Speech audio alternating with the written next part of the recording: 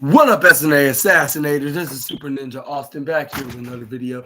And this is the wrestling news on October 22nd, 2024, where I'm going to be talking about the wildest and intriguing wrestling news stories and rumors that you Assassinators need to know from the Ringside News article. And before I begin, I want to say I'm really sorry for not making a Monday Night Raw review video. It's just that due to inconvenient circumstances, like when it comes to that, onto that, like I just couldn't make a review video, but I did, however, watch the highlights, and I thought WWE did a really good job, like making the show, including the Intercontinental Championship leading up to the Bloodline storyline with uh Jey Uso getting distracted by the bloodline and even getting attacked when the referees were distracted with the Tongans. He got super kicked by Jacob Fatu and Samoa dropped right onto the announce table. And Braun Breaker regained the championship like we all predicted it. And then also we saw some a very intriguing brawl between Seth Rollins and Bronson Reed. Even when Bronson Reed nearly hit a devastating tsunami, nearly to Seth Rollins right to the table, but he ended up moving out of the way. That's where it is. And yeah, and one of the pieces of the inside of the announce table flew right up in the air. It looked like he knew it was about to go right up in anybody in the audience and crash right into their faces. But luckily, it went right back down immediately. But yeah, and also we got a very and what else we saw? We also got some like very intriguing moments, like with Liv Morgan and Raquel Rodriguez nearly earning the number one contenders opportunity if it wasn't for the meddling Meta Girls and Lash Legend and Jakar Jackson, which WWE still continuing to see some very like future opportunities in the young women, but. And then we also see Rhea Ripley did the clover leaf on all three of the members of the Judgment Days, Liv Morgan, Dirty Dominic, and I think Raquel Rodriguez, if I'm not mistaken. But yeah, and also, and what else happened? Oh yeah, and Damian Priest also trying to get a shot at the World Heavyweight Championship, but he let what Gunther knew that. Gunther know that he's going to go after him as soon as he earns himself an opportunity for the championship, and he after he faces Cody Rhodes in a champion versus champion match. But yeah, like which that's very interesting. Which it also lead up to Dirty Dominic to have an opportunity for whoever wins getting them a contenders match. It's going to be against a former world champion, which if it's not already obvious enough, and I already know who it may be, of course. But yeah, without any further delays, though, like let's get started and onto the wrestling news video. But yeah, I would have gave Monday Night Raw like a usual 4.5 stars, like for its very intriguing very intriguing aspects, like when it comes to their storylines. Like I'll say the majority, yeah, but I'll say the vast majority, I should say, yeah. But anyways. But yeah, we got some factors leading to Samantha Irvin's WWE exit has been revealed. Like, and Samantha Irvin announced her departure from WWE before Monday Night Raw this week, and this essentially turned like the entire pro wrestling world upside down. Like, since no one could have seen it coming. However, it appears there were numerous factors that led to Irvin's departure. And I don't think it has something to do with her fiance, but some might speculate. Like for her, could go to that company now he works for. But like I said, I don't think so. And even though, despite that, and I think, and as much as I would want her to go there for a couple of other reasons as well, which I'm not going to bring up here on the podcast, of course, but just saying. But anyways, Irvin's departure came at a time where she was arguably at the height of her popularity in WWE, as her incredible introductions for the likes of Gunther and Chelsea Green, and many more, like truly set her apart from her peers. Not to mention her Cody Rhodes and Ilya Dragunov introduction, and even her man Ricochet as well. Like those were very powerful. Those three are also alone very powerful as well, as long along with Gunther and Chelsea Green, but. Even then, Irvin felt it was the right time for her exit. According to PW Insider, WWE was surprised by Samantha Irvin's resignation, like as she was well liked, like and respected within the company. However, several factors contributed like to her decision like to leave. A primary concern like was her scheduling, like as Irvin like was balancing her commitments like between WWE and her family. Sources indicated like that despite WWE's introduced road schedule compared to previous years, it still required like her to be away from her daughter to extended periods. Like there had been the discussions like about her like possibly like working a reduced schedule, like but these plans like did not materialize, which may have influenced her like choice to resign. Like on top of that, like with her partner Ricochet no longer with WWE and on a different schedule, like that situation might have also played a role like in her decision, although this has not been sources. Sources further added that the lack of a reduced schedule made it increasingly difficult, like for Samantha Irvin to focus on outside projects. Her notoriety from WWE television has also led to increased interest, like from other parties outside of WWE, and creating opportunities that influenced her decision to resign. Like Samantha Irvin's decision to leave WWE was something she had been contemplating for a very long time, like as she ultimately wants to focus on her music career now, considering Ricochet.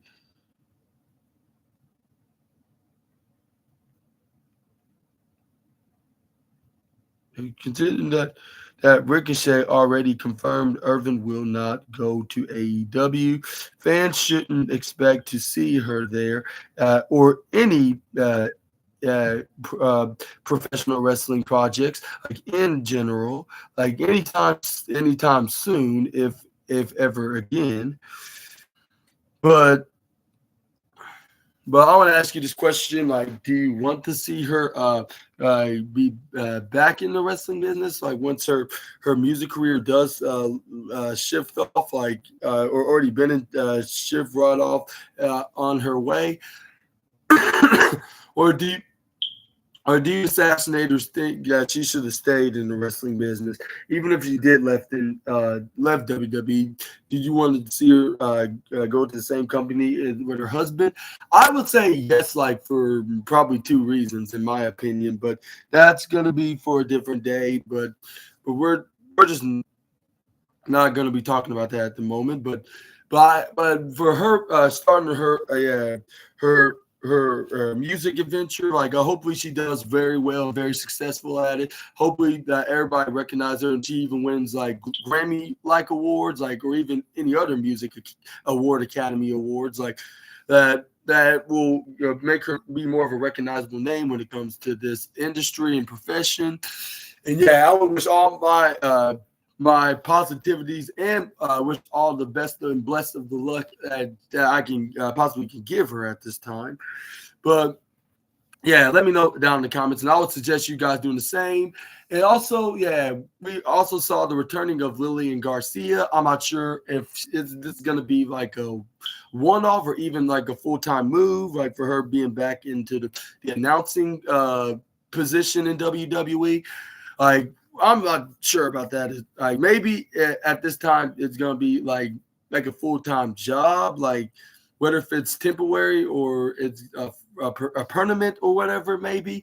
But I think it's going to be a full time until they find that full time for Lillian, until they finally find the next new voice of WWE when it comes to introduction of the wrestlers' entrance. Oh, and also we saw, speaking of returns, we also saw the return of the Wyatt Six, which they made their appearance known, finally targeting the Final Testament and The Miz. Like, most likely the Final Testament, because like once Uncle Howdy targeted, what's his name, The Miz, we got, what's his name, stopping him, Paul Ellering, like Paul Ellering to take the bullet for The Miz, like probably orders from Karrion Kross. But oh yeah, I forgot to tell you, like it was because the reason why they showed up is because we had the New Day versus the Authors of Pain, which R-Truth came out and attacked both The Miz and Karrion Kross for a good reason, of course. But it distracted one of the Authors of Pain member. I'm not sure if it was Razor Akam, but Kofi Kingston swings right underneath one of them, and hits a surprise roll up, like a sunset flip version of one, and he got the 1-2-3 to get the emerge victorious. Also, Rey Mysterio and Dragon Lee of the OWO also won their half against the Creed brothers. So it's going to be a triple threat match next week, where it's going to be the Viking Raiders and LWO in the New Day, which we saw some we saw some confrontation between Xavier Woods and Rey Mysterio because of that, because when they last encountered, because when Xavier Woods got mad at him for helping him in his tag team match against the Final Testament, or was it the Judgment Day? No, it was the Judgment Day. But yeah, whoever's gonna win this is gonna be definitely gonna be the rivalry that's gonna lead up to, and then we're gonna probably have Xavier Woods gonna get Kofi Kingston in the middle of this, but he probably don't want to, and he's trying to be the peacemaker. With Rey Mysterio, don't see nothing wrong with him, and he's gonna be encouraging Kofi, like how Karrion Kross tried to encourage Xavier Woods to leave Kofi, but he was like, it's time to just let Xavier go. Well, I'm going to be seeing but that's a different conversation for a different day. But also, let me know down in the comments below who's going to be the number one contenders next week. But also, because of R-Truth helping out the New Day get the win with that distraction, he celebrated. But this is where Karrion Kross and The Miz ambushed him, and then the rest of the Final Testament, there was like a 4-on-1 beatdown until the lights went down. But before that, we got Kofi who tried to save the day. But this is where Xavier was like, no, what? We got to be healthy, and he used their number one contenders match for an excuse to not help them. I don't think, even if they got beaten up and outnumbered, they still would have got some help. And also, I doubt they would have been injured, because we gotten injured. It's one thing of getting brutally beaten, but injuries is another thing. But it didn't even matter, because the Wyatt Six was there to fight him off. Even Nikki crossbody, what's her name, Karrion Kross's wife, Scarlett, and they beat him down right until they went right into the back. But but this is where we got The Miz went and tried to leave the building. Once the show went off the air on Raw Talk, they showed Karrion Kross was you think this is you're just gonna leave and it's gonna be easy? No, it's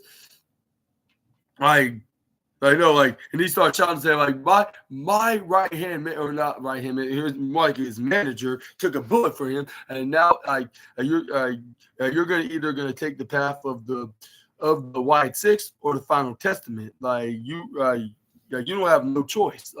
With him, like with the what's called the authors of Pain Look Intimidate, like you better make the right decision. With the Miz was convinced by what's their names of the Final Testament, and he was like, okay, I see your point, like, but we're gonna need a plan, and then that's what made Karrion Kross happy again, saying like, yeah, now you're talking. But moving on to the but enough about talking about what happened yesterday. Let's move on. What happened? What happened did recently, like this past weekend, is WWE's internal reaction to the Undertaker hosting Donald Trump on his podcast has been revealed.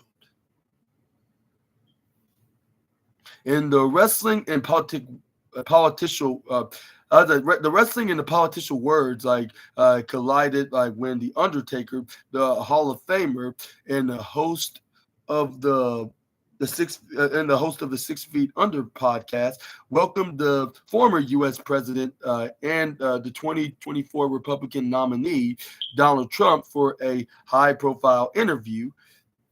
And while the unexpected crossover generated significant buzz among fans, like and media alike, like it also sparked controversy over some political remarks made by the Undertaker during the episode.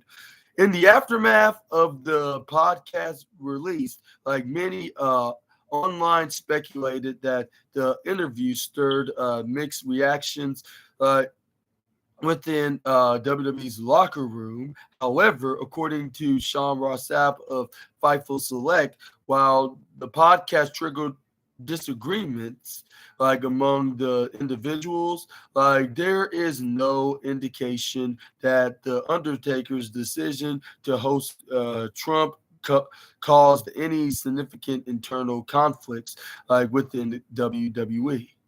He explains, there are a lot of people like that disagreed with it. That's just the nature of politics in general.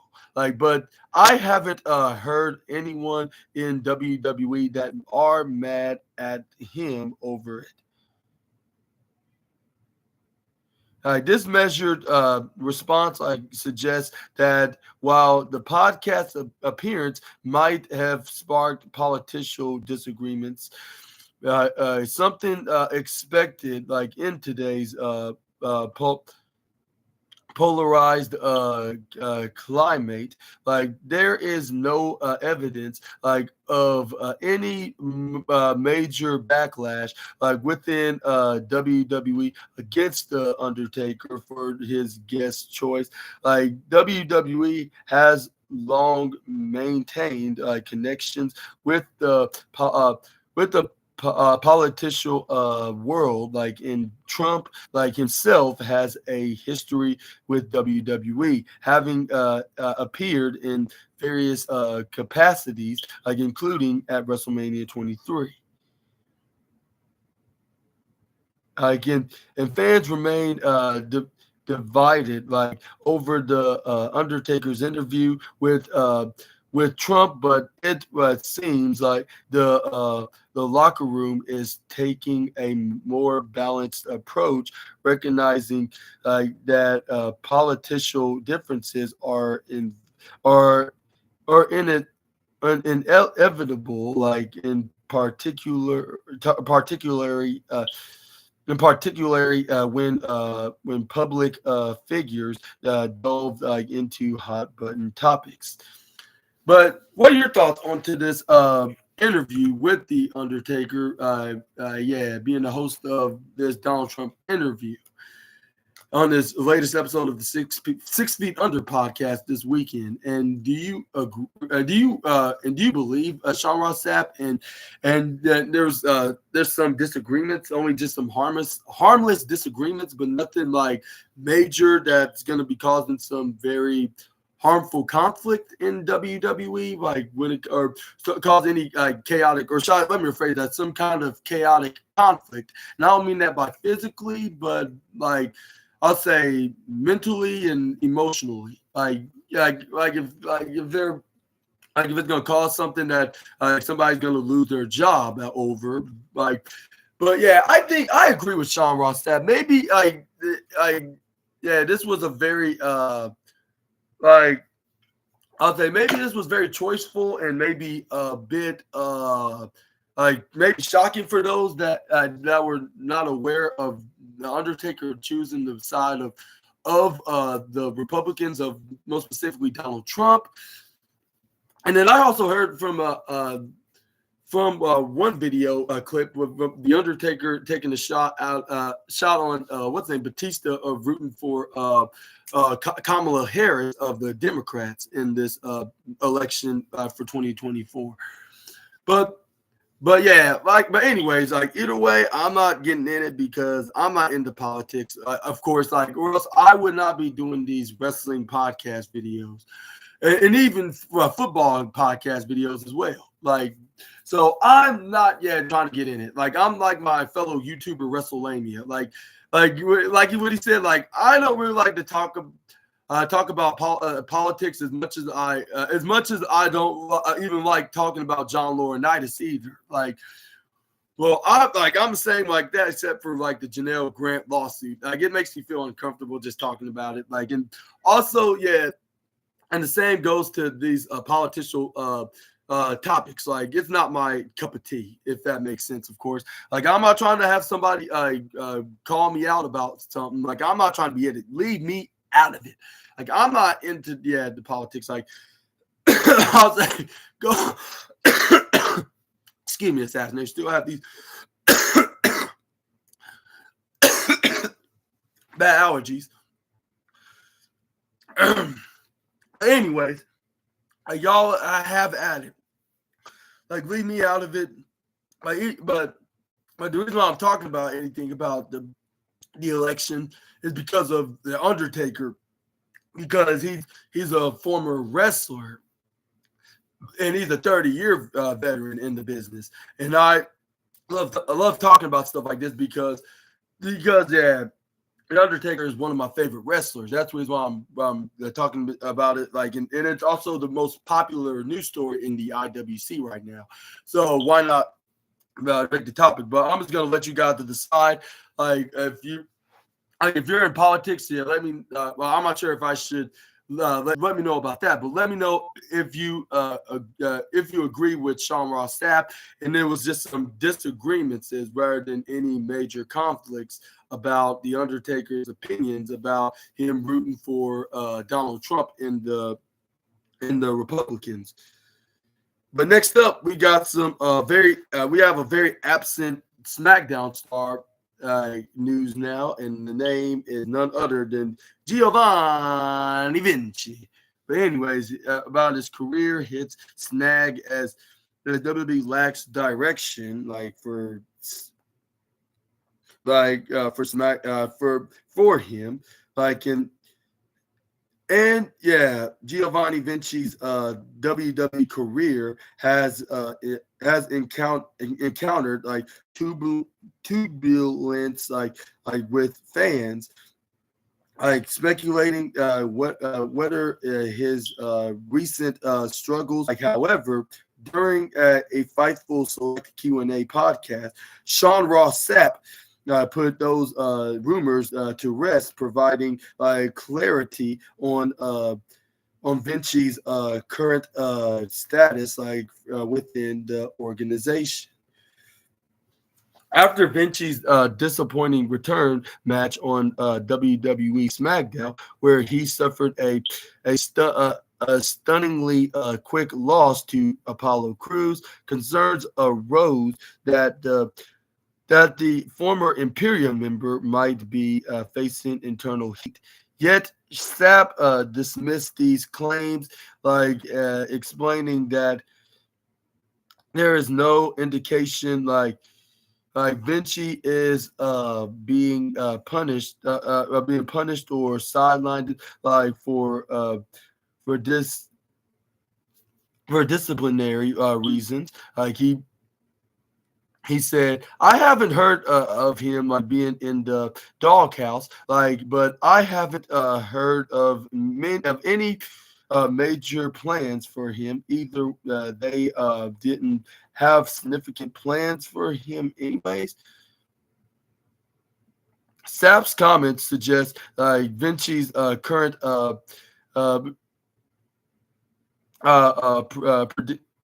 prediction predicament. Yeah, his Vinci's current predicament stems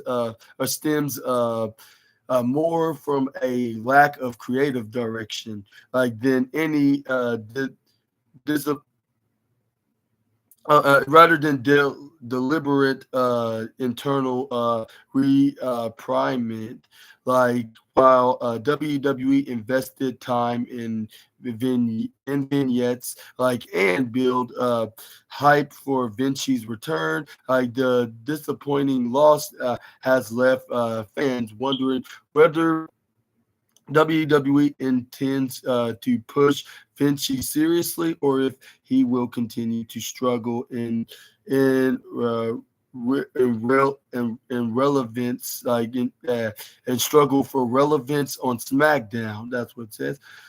But I want to ask you this question: do you believe Sean Ross Sapp onto this report, or do you think that he is being punished due to indications with him backstage, perhaps getting some heat?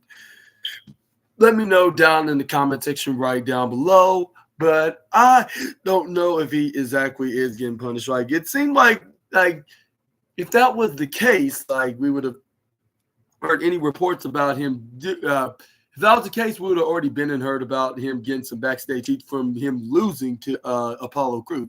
If that was the case, if he was getting punished and being put in the WWE doghouse. But I don't think that's the case. So I think that they just they're lacking some creative direction for him being relevant in the SmackDown roster, which perhaps they shouldn't. Maybe they shouldn't have split him up from Imperium in the first place. But the good thing about that split is Lulu Kaiser's looking like a future single star, with him being in feuds with the likes of Kofi Kingston, Sheamus, and name them. Yeah, he's been in quite a few feuds with a couple other single stars. Maybe it was a blessing for him. Maybe they should have done the same for Giovanni Vinci, even though they don't have that enough time, given SmackDown's only 2 hours and they have a loaded roster just like Raw, which I don't understand why they move Raw to 2 hours, when they have larger roster, even more than SmackDown does. But luckily, they're going to go back to it, and there was just a USA call for them to extend their contracts with them. But yeah, let me know down in the comment section right down below what could be the reason why we haven't seen Giovanni Vinci on TV. I think they should have had him at least get a win from Apollo Crews, getting some revenge, even though he did attack him post-match when he got beaten him with the surprise roll-up. But that's not good enough. They should have did a rematch and them finally winning this match, and then making it similar to Carmelo Hayes and Andrade, but it'll be the best of 5 series, with them getting 2 wins out of each other, and the winner gets the 3rd win.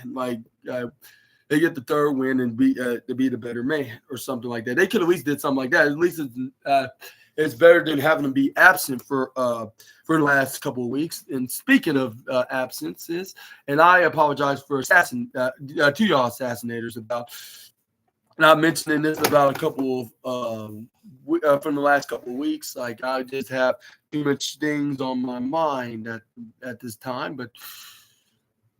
But yeah, let's move on. We got speaking of an absent star, we got a star expected to be at the Friday Night SmackDown tapings in Brooklyn. And we got some very fortunate news from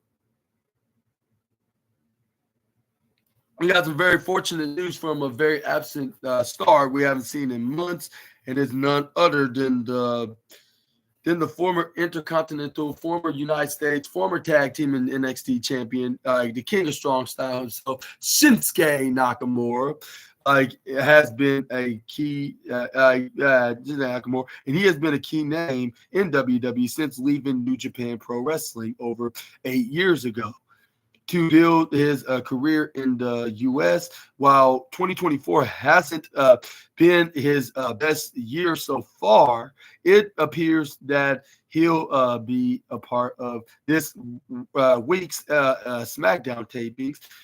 Shinsuke Nakamura last appeared on WWE TV during the April 22nd edition of Raw, where he was defeated by Sheamus. Like since then, the WWE superstar has competed in two post draft dark matches, losing to Cody Rhodes and Braun Strowman respectively, but has not participated in any televised Friday night matches. Nakamura's record for 2024 includes just one premium live event, like 8 televised bouts, like 4 dark matches, and 38 non-televised live events appearances, and he was in alarmingly low win, loss percentage. Again, PW Insider reports that Shinsuke Nakamura is expected to be at this Friday's SmackDown. And it says even in Brooklyn, New York, WWE will air a live episode on Friday night, followed by taping next week's go home edition of the SmackDown ahead of the Crown Jewel event, which they're not going to be live and not live, but they're not going to be taping the go home show in Saudi Arabia rather than being double tapings on the when they go to Brooklyn. But anyways, in addition to this, Shinsuke Nakamura will be making his return to Noah at Nippon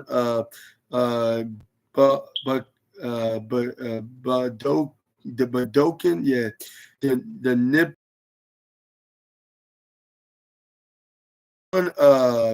on New Year's Day in 2025. Nonetheless, we'll have to wait and see what WWE will have planned for him during the SmackDown tapings this week, as fans simply want him to be involved in something substantial. And do you believe that Shinsuke Nakamura will finally make as soon as this Friday's SmackDown? And what do you think he's going to be doing on this SmackDown? Perhaps teasing a feud with Megastar, or even Andrade, or even Carmelo Hayes, during the Part 7 match with LA Knight special guest referee? Or do you think he's going to be in a different programming? Let me know down in the comment section right down below. But either way, I hope that they do have him in programming immediately, and we can see him more on WWE television more often. And they said, it also was reported that he will be competing in Pro Wrestling Noah this January in 2025, this coming January in 2025. And who do you think is going to face at Pro Wrestling Noah? I'm completely unaware who's right there. If any Japanese wrestling company that I know is barely New Japan. That's the only pro wrestling company that I know. A few wrestlers that wrestle there, what if it's Zack Sabre Jr., David Finlay, the guy that beat John Moxley, what's his name? Katsuri Naito or something like that, and then Tatsui Naito, and who's the other one?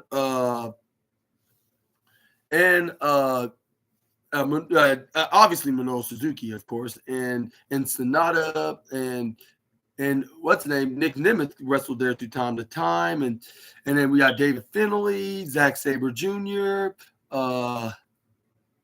You got so many names that I can just name from, but I'm just gonna move on to the next slide, and y'all already know the rest, anyways.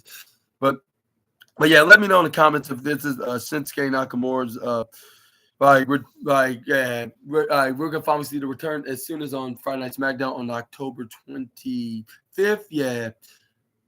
But anyways, let's move on and let's talk about Lillian Garcia's tenure as a full-time WWE Raw announcer may not be permanent. And yeah, it's like how I expected for the legendary female ring announcer of WWE, Lillian Garcia, one of WWE's most iconic announcers, made a surprising return on last night's episode of Raw after being away from the company for over 8 years. With that said, it seems that her tenure as a full-time announcer for Monday Night Raw may not be permanent. On the October 21st edition of WWE Raw, Lillian Garcia made her return as the ring announcer, taking on the role she previously held for many years. Her comeback followed the recent departure of Samantha Irvin, sparking speculation about who would fill the spot. WWE confirmed Garcia's return when they opened the show by introducing her. Although she made a few botches during her first announcement, fans were excited and welcomed her back in enthusiasm after such a long absence.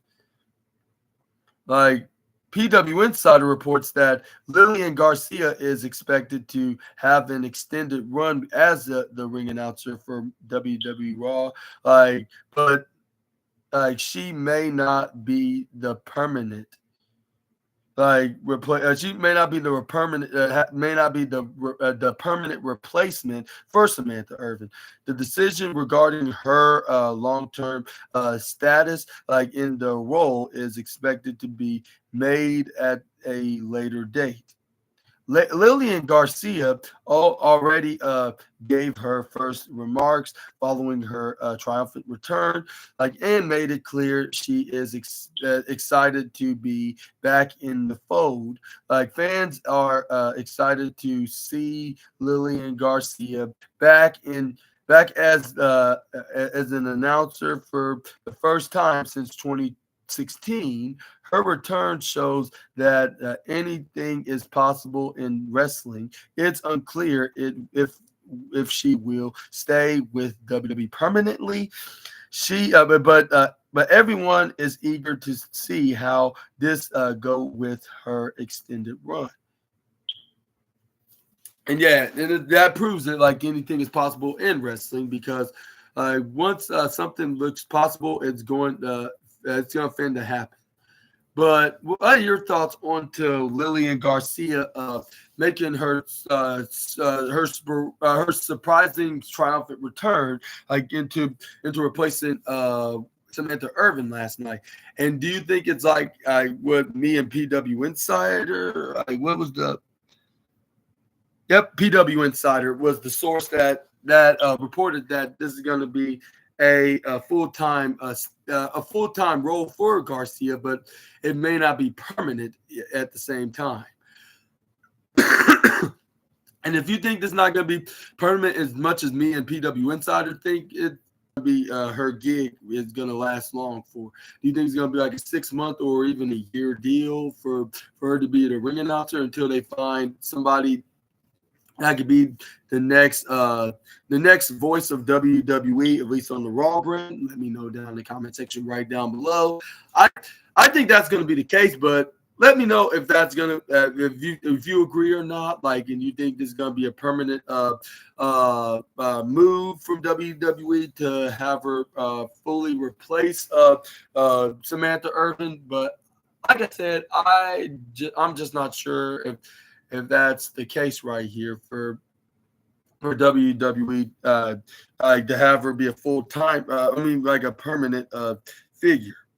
But I think this is going to be full-time, though, at the same time. But let's move on to the next slide. We got status from Samantha Irvin, potentially making future appearances after WWE exit.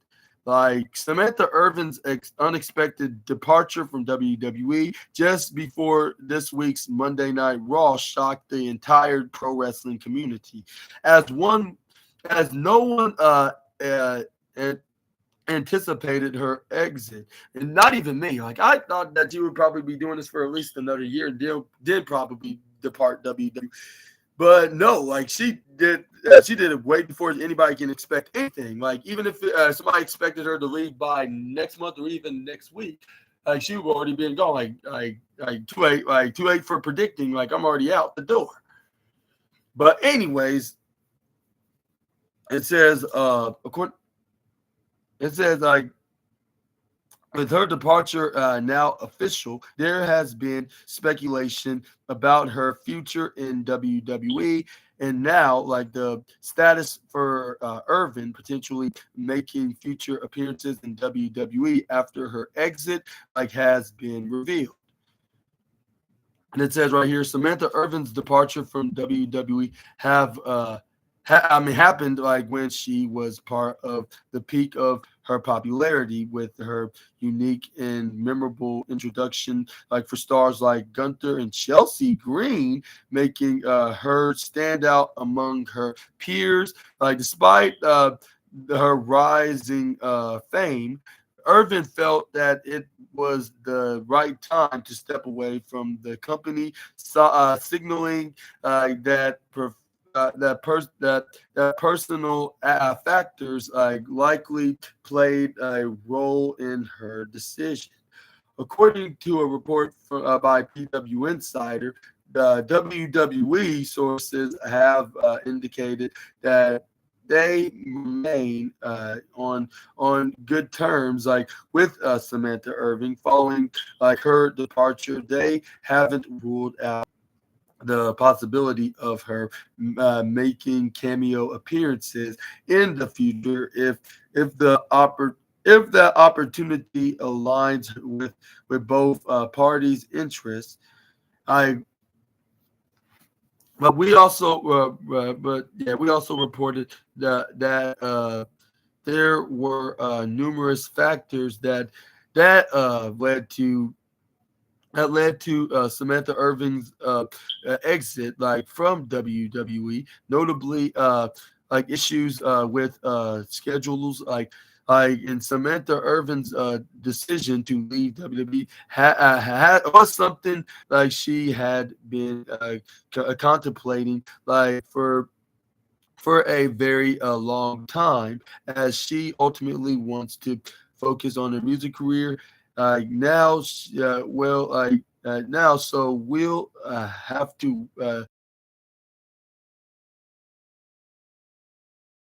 like if she does like does be successful in her future music career, more likely win, I should say, given that she has such a wonderful voice. So I would say, let me rephrase my tone and say, win, like because it looks like she's going to succeed. But yeah, let me know down in the comment section.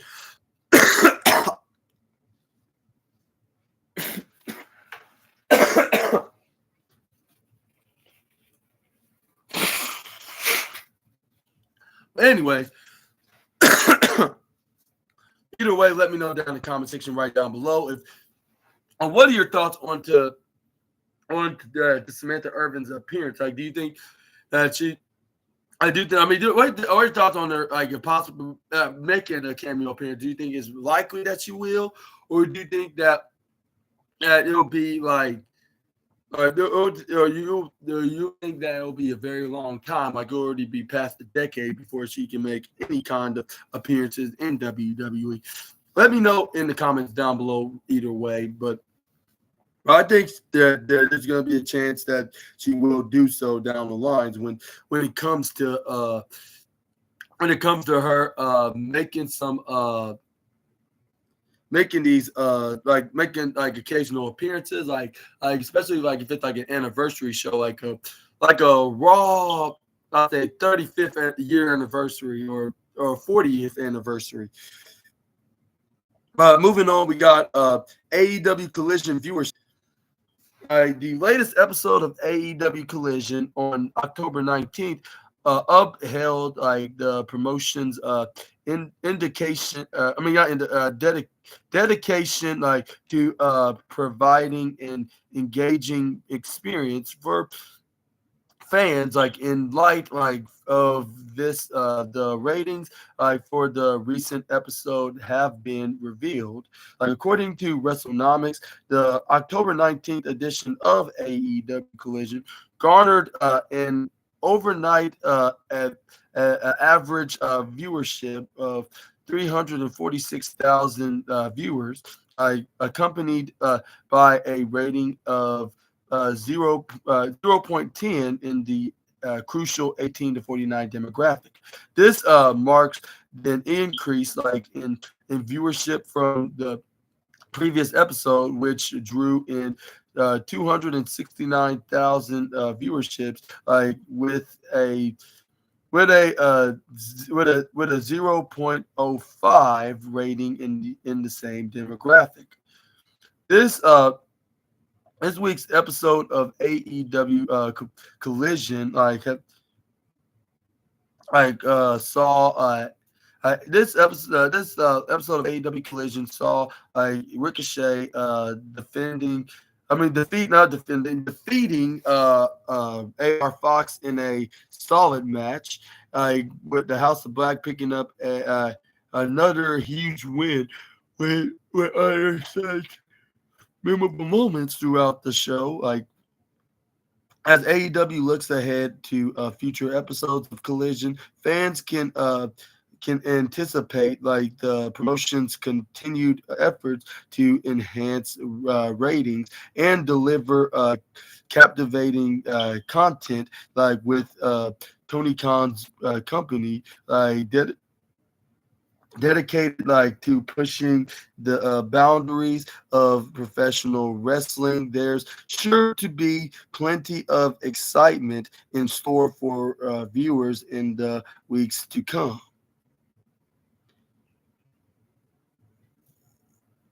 But what are your thoughts on the increased ratings that AEW has right here? And do you think that they should do more, like I should get more, try to do more with this? Like that's very with this very intriguing number. Let me know down in the comment section right down below. But moving on, we got but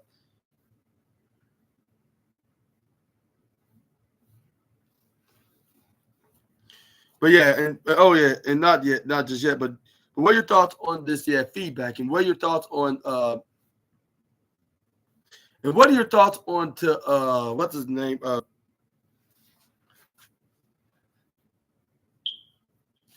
What are your thoughts on to the and what are your thoughts on what's the and what's your thoughts on the AEW Collision, which I'm gonna probably make a review on it like in the next couple of days. So make sure to stay tuned for that. Maybe it could be tomorrow. I will be making it along with Rampage and Battle of the Belts. So make sure to expect that. Plenty of AEW review videos, and maybe even Dynamite. I'm not sure if I can promise doing NXT though. But yeah. But yeah, this was very impressive numbers. Like, and do you think that they're finally getting into the right path and finally going to have is going to do are they going to have like a like they're going to do they're finally going to have the better ratings or something like that? I don't know what to say about what's that word like. Yeah, do you think this is gonna be? This is only just the beginning of their high viewing numbers, like, or do you think this is just like a one-off, like, and they're not gonna get into this milestone ever again? But either way, let me know down in the comment section right down below. I hope that they do get back on track and finally find what they're looking for and finally become much more of a must-see show like WWE has been doing for the last few months, like on this new era, ever since the Renaissance era has begun. But But right now, we're going to end today's wrestling news video with Booker T once booted MMA fighter out of the area, like for drinking his Red Bull. And we got a very interesting story from the WWE Hall of Famer, like which that is none other than five-time WCW champion and NXT commentator Booker T, that has accomplished a lot in his pro wrestling career. The guy apologized in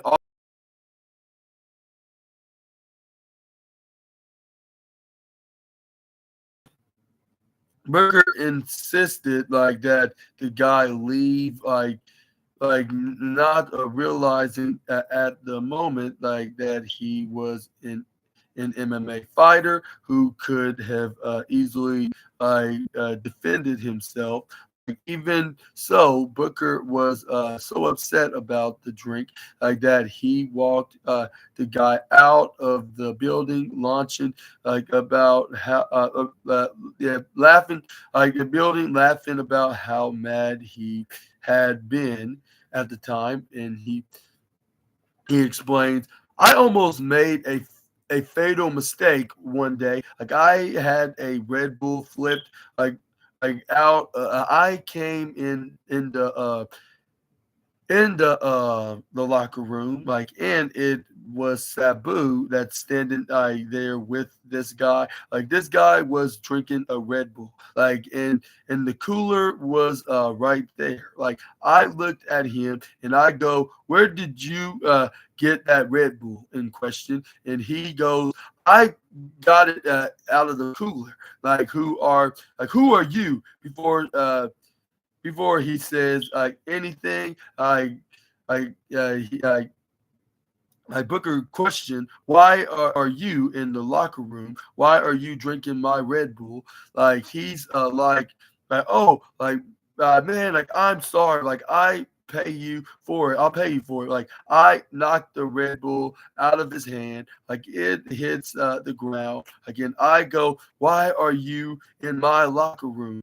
Get out of there. Get out of here. Like get out of the locker room. Sabu goes, he's with me. I know he's not with you. No, he's not with you. Get out. Like he starts walking out of the locker room. Nah, get out.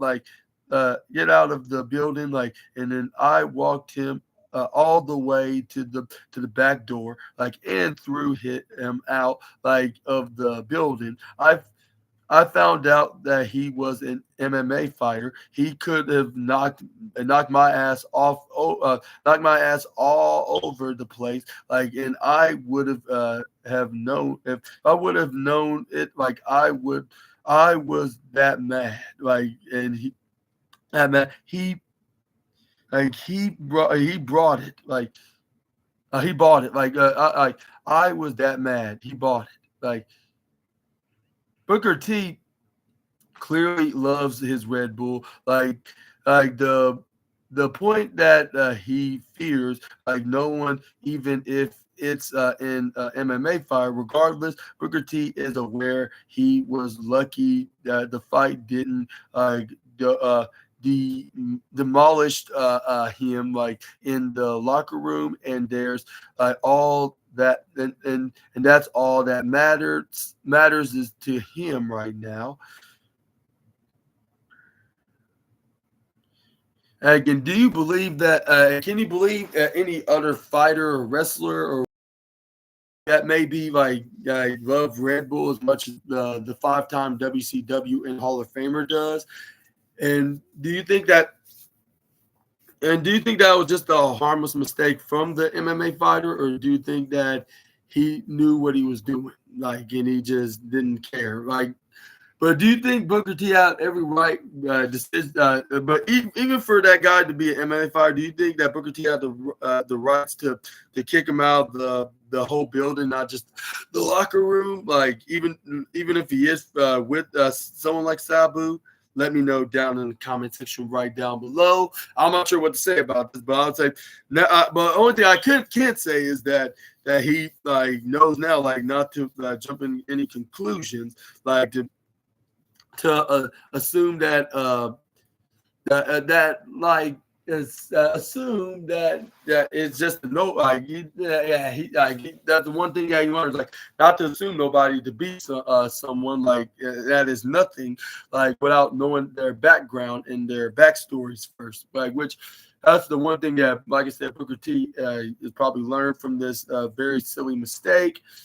But yeah, again, let me know in the comment section right down below. And yeah, I guess that'll be all for today. Like on the latest wrestling news stories and rumors that you Assassinators need to know from the wrestling, the Ringside News article by your host, Super Ninja Austin. And I want to ask you this question: which one was your favorite news story on this list? And yeah, let me know in the comments. I would have to pick like Lillian Garcia's return, like as a full-time ring announcer, even though it's not going to be like a permanent position for her. And also in the absent SmackDown star could possibly make his return Friday on SmackDown. And do you think that's going to be the case? And do you think that we're going to see the return of Shinsuke Nakamura? Let me know either way. But yeah, I hope you enjoyed this video, and please make sure to hit the big thumbs up button, and please hit the subscribe and the post notification bell for more SNA content, and make sure to check out my and up next I'm gonna be doing like the first time on Tuesday, and that is a football news video, and this is the first time I'm gonna be doing a back-to-back news video on the channel of the SNA podcast in the same day. Like, so make sure to check that out up next in the next 20 seconds. And also I'm going to try to do my best to make an NXT review video, which is going to be the go home show. And I'm going to predict like who's going to be the winners of the Halloween Havoc event. But yeah, just comment down below what your take on that as well. But I hope you Assassinators have having a fun Tuesday afternoon, and I'll see you all in the next video with some more SNA content. Until we meet again, Super Ninja Austin out of here. Bye-bye, my Assassinators. Y'all all take care and have a Super Ninja awesome day, and I'll see you guys on the next video. Y'all take care and have a super terrific awesome night, and I'll see you soon. Bye-bye.